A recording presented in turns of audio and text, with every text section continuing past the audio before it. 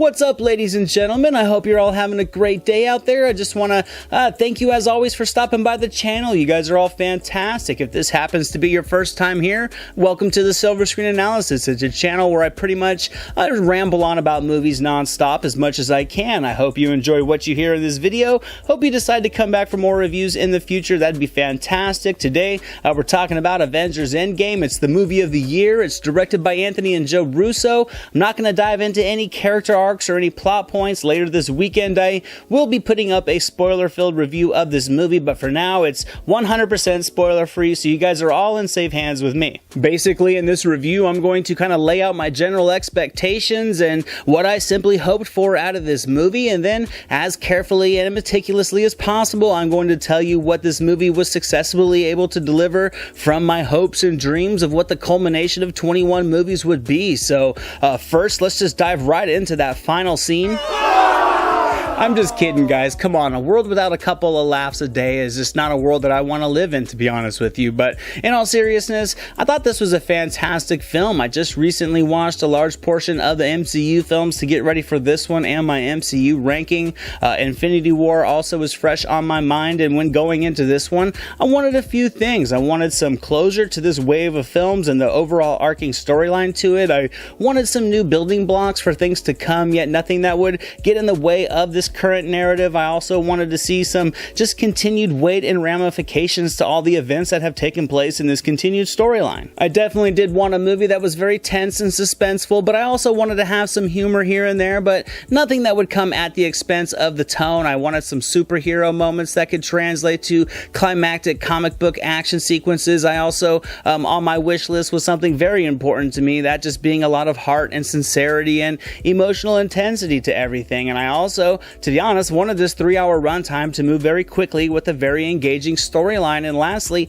I didn't want to have to get up and take a pee break during this movie, and I have to say, mission accomplished on that one, because this film had me completely locked in from the opening scene until the theater lights came on more than 3 hours later, and I've sat through 90-minute movies that felt like they lasted longer than this one. Now, that's the short list of things I was hoping to see from this movie, and I gotta say, I think it pretty much delivered on all of them. This wasn't a perfect film, but it absolutely was a very complete one. There are so many moving parts and characters in this film from top to bottom and start to finish, and everything felt nicely woven together to give the film a nice, continual, smooth flow. The story was constantly developing and moving forward. It effectively had me hanging on one scene to the next for 3 hours. I overall enjoyed the path that the story took. I would have done a couple things a little bit differently, but I love the emotionally driven adventure that it took me on. But that's dangerously close to spoiler country, so let's just move right on to the next topic. No, I'm not going to speak on the characters other than to say the performances were fantastic. Everybody brought their A game. It results in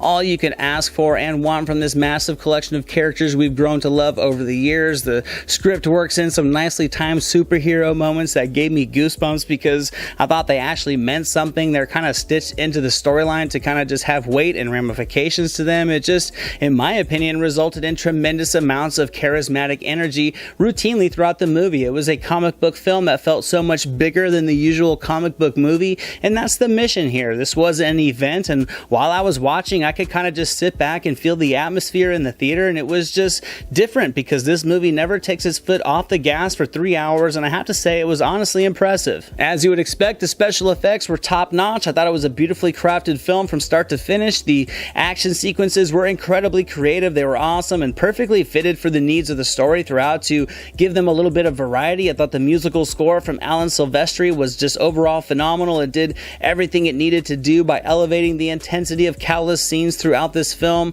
And I think I'm going to leave it at that, guys, for my non-spoiler review. I'm going to give Avengers Endgame a solid 90% on the entertainment meter. I had a great time watching this movie. It definitely did not let me down, and with so much at stake for this film, I have to say I think it's a winner, and I don't need to tell you guys to go out and watch this movie. You're already going to do so.